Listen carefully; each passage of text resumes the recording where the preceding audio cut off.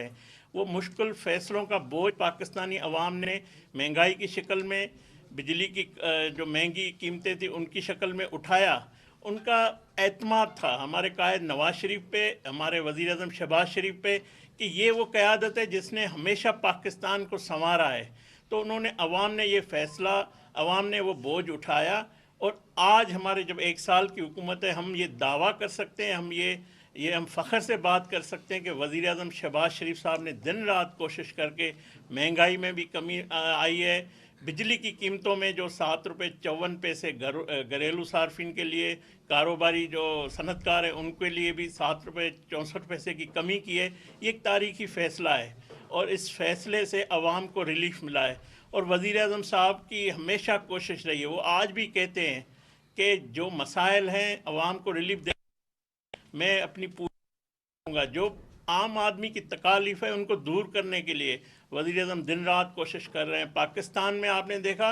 सिर्फ मुआशी बहरान था मगर सिफारती बहरान था। उस वक्त पाकिस्तान में एक नातजर्बेकार शख्स की वजह से हमारे दोस्त मुल्क हमसे नाराज़ हो गए थे। उस वक्त वज़ीर आज़म शहबाज शरीफ साहब ने और फ़ॉरेन मिनिस्टर बिलावल भुट्टो ज़रदारी साहब ने भी कोशिश की और पूरी दुनिया में वज़ीर आज़म की क़यादत में उन्होंने ये जो खोया हुआ मुकाम था उसको वक़ार को बहाल करवाया। तो आज सफारती लिहाज पे हमारे डिप्टी वज़ीर आज़म और वज़ीर ख़ारजा जो इसहाक़ डार साहब, जिस तरह आज उनका एक तारीख़ी दौरा है जो अफ़गानिस्तान जो हमारा पड़ोसी है, इस्लामी मुल्क है, उनके वहाँ पे गए हैं, ये बड़ा अहमियत का लायक है ये दौरा। तो सफारती हवाले से वज़ीर आज़म शहबाज शरीफ साहब, डिप्टी वज़ीर आज़म इसहाक़ डार, वज़ीर ख़ारजा, उन्होंने पाकिस्तान की वो जो अहमियत है, पाकिस्तान ने कुर्बानी दी है दुनिया के लिए।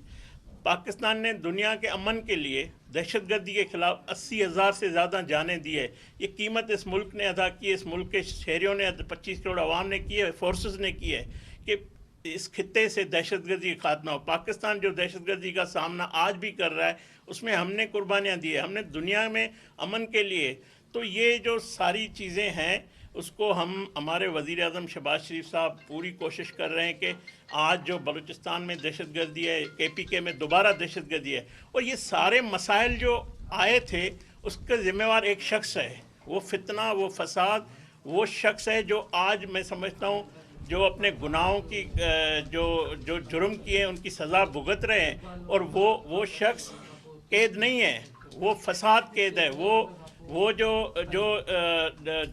हजूम है वो कैद है, वो इंतशार कैद है। और पाकिस्तान आज उसकी मंशा थी कि पाकिस्तान दिवालिया हो। उस शख्स की कोशिश थी कि दुनिया में हम अकेले हो जाएं, मगर पाकिस्तान ये जो बना है ये 27वें रमज़ान पे बना है। और पाकिस्तान जो है इस्लामी रियासत है, पाकिस्तान एक एटमी ताकत है। इस एटमी ताकत बनाने में शहीद ज़ुल्फ़िकार अली भुट्टो साहब और वज़ीर आज़म नवाज़ शरीफ साहब, इन्होंने इस और हमारे जो साइंसदान हैं, उन्होंने एक एटमी ताकत, हमें पाकिस्तान को कोई अगर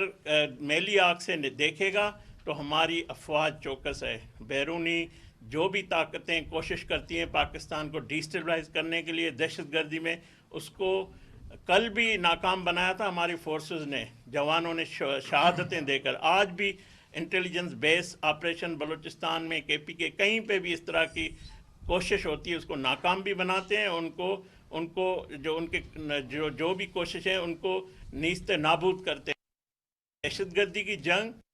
ने पहले भी जीती है। आपको याद होगा 2013 में जब नवाज शरीफ साहब आए थे, तो ये जो लोग तनकीद करते हैं सिंध में नवाज शरीफ ने क्या दिया, मुझे बताएं कि सिंध में जो सिंध का गादी का शहर है कराची जल रहा था, ना सिंधी महफूज था, ना महाजर महफूज था, ना पंजाबी महफूज था, ना पख्तून महफूज था, ना बलोच महफूज था, ना हज़ारा वाला, ना कश्मीरी। भाई भाई का खून बहता था। ठट्ठा में लाशें आती थी, बदीन में जाती थी, लियारी में जाती थी, नाज़माबाद जाती थी। मतलब ये रोज़ाना टारगेट ऑपरेशन शुरू किया जब नवाज शरीफ ने। ये जो टारगेट होता था कि 30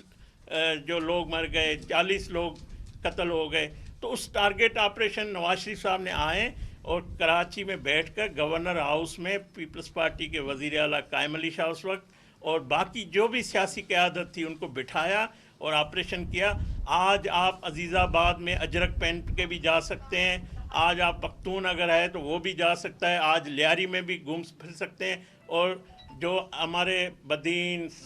شکارپور، ٹھٹھا، نواب شاہ، سارے لوگ کاروبار کے لیے کراچی آتے ہیں، کوئی روک ٹوک نہیں ہے، پورے پاکستان سے لوگ آتے ہیں۔ یہ امن جو ہے صوبہ سندھ کو، خصوصاً کراچی شہر، اس کو نواز شریف نے دیا، تو صوبہ سندھ میں یہ امن آیا ہے، تو نواز شریف نے یہ کام کیے ہیں۔ K4 کا منصوبہ، گرین بس جو ہے وہ بھی نواز شریف صاحب نے دی، سکھر ملتان موٹر وے دیا،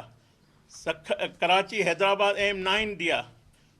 اب جو سکھر حیدرآباد موٹر وے ہے، جو لوگ کہتے ہیں موٹر وے سندھ میں نہیں بننا ہے سکھر حیدرآباد، میں ان کو بتانا چاہتا ہوں پاکستان میں جتنے بھی موٹر ویز بنے ہیں، سکھر ملتان سے کراچی سے حیدرآباد، وہ سارے مسلم لیگ نون نے بنائے ہیں، سارے نواز شریف کا ویژن ہے، نواز شریف صاحب نے بنائے۔ اور یہ بھی میں سندھ کے عوام سے ٹھٹھا میں بیٹھ کے وعدہ کرتا ہوں، سکھر سے حیدرآباد تک موٹر وے کا بنیاد ہمارے وزیر اعظم شہباز شریف صاحب نے 16 ماہ کی حکومت میں رکھا تھا، اس کو مکمل، اس کا آغاز ہم ہی کریں گے، ہم نے ہی پہلے موٹر وے بنائے ہیں، تو سندھ میں بھی موٹر وے بنیں گے، اور کراچی سے حیدرآباد بھی الگ موٹر وے بننا چاہیے جو اس لیول کا نہیں ہے، تو یہ بھی ہماری قیادت کی یہ خواہش اور کوشش ہے کہ وہ بھی دوبارہ الگ بنایا جائے۔ تو یہ جو موٹر وے ہیں سندھ میں جو احساس محرومی ہے، اس کو ہم دور کریں گے۔ یہ نہیں ہو سکتا کہ سکھر حیدرآباد جو یہ بڑا ایک روڈ ہے، پورے پاکستان کو جاتا ہے، پورا پاکستان، کراچی کا جو ہب ہے اس یہاں سے گزرتا ہے، تو اس کو ضرور مکمل کیا جائے گا، اور یہ سندھ سے جو احساس محرومی ہے اس کو دور کیا جائے گا۔ اور جو میں ایک بات اور بھی کہنا چاہتا ہوں، میں سندھ کی عوام کو یقین دلاتا ہوں، ہمارے قائد نواز شریف صاحب یا وزیر اعظم شہباز شریف صاحب، انہوں نے ہمیشہ وادی میران کی بات کی ہے، صوبہ سندھ کی بات کی ہے، کیونکہ جب 18 امینڈمنٹ ہو رہی تھی تو اس وقت خادم اعلیٰ شہباز شریف صاحب نے کہا تھا کوئی بڑا چھوٹا نہیں، سب برابر کے ہیں، ہم اپنے حصے سے بھی سندھ کو ایسا دیں گے۔ تو سندھ کو کبھی بھی ہم، سندھ کی عوام، ٹھٹھا کی عوام بھی نواز شریف سے اتنی محبت کرتی ہے جتنی لاہور سے کرتی ہے۔ بالکل یہ بات ٹھیک ہے، ہمارے پاس اس طرح جو ہے مینڈیٹ نہیں ہے، مگر جو اختیارات ہیں، میں سمجھتا ہوں آج وزیر اعظم سے زیادہ وزیر اعلیٰ کے پاس اختیارات ہے۔ سندھ کے وزیر اعلیٰ زیادہ با اختیار ہے، کیوں 18 امینڈمنٹ کے بعد NFC کے ایوارڈ کے بعد پیسے زیادہ صوبوں کے پاس آتے ہیں۔ تو ہم کوشش کر رہے ہیں جب بھی سندھ کی عوام اگر ہمیں مینڈیٹ دے گی تو ہم سندھ کو اسی طرح بنائیں گے جس طرح ہم نے پنجاب کو بنایا، مگر اس کے باوجود بھی میں آپ کو بتاؤں آج بھی پنجاب میں کوئی وفاق کا منصوبہ نہیں ہے، سندھ میں منصوبے ہیں اور آئندہ بھی ہم دیں گے، کیونکہ سندھ کے عوام کا بھی حق ہے، سندھ کو بھی اسی طرح ترقی ملنی چاہیے جس طرح پنجاب۔ تو سندھ میں یہ جو احساس محرومی ہے، وزیر اعظم صاحب ہمیشہ یہ کہتے ہیں، ہمارے قائد نواز شریف صاحب کہتے ہیں کہ سندھ کو ہم پیچھے نہیں چھوڑیں گے اور سندھ کو ہم ساتھ لے کے چلیں گے، اور سندھ کی، کیونکہ اگر سندھ جو ہے وہ معاشی ہب ہے، جو کراچی ریونیو دیتا ہے، صوبہ سندھ میں جو ایگریکلچر ہے تو اس کا ہمیں بالکل احساس ہے۔ سارے صوبے اس طرح آپ دیکھیں، بلوچستان میں اس وقت جو تیل کی قیمتیں کم ہوئی، اس کا ریلیف جو تھا ملنا تھا عوام پورے پاکستان کو، 12 کروڑ پنجاب کے عوام کو بھی ملنا تھا، 5 کروڑ سندھ کے عوام کو بھی ملنا تھا، مگر بلوچستان کی جو شاہراہ تھی، جو خونی شاہراہ تھی، جو 2000 لوگ وہاں شہید ہو گئے، اس کو بنانے کے لیے وہ جو ریلیف تھا اس کو دیا گیا۔ یہ دیکھیں، یہ سوچ ہے، ایک ویژن ہے وزیر اعظم شہباز شریف صاحب کا، یہ کمٹمنٹ ہے اس صوبے کے ساتھ، اس صوبے کے عوام کے۔ بلوچستان ایک پسماندہ صوبہ ہے، وہاں پہ CPEC کا آغاز بھی نواز شریف صاحب نے کیا، امن بھی ہم لائیں گے۔ ہم دہشت گردوں کو، جو لوگ سمجھتے ہیں کہ ہم بلوچستان میں دہشت گردی کر کے پاکستان کو کمزور کریں گے، تو وہ ان کی بھول ہے۔ بلوچستان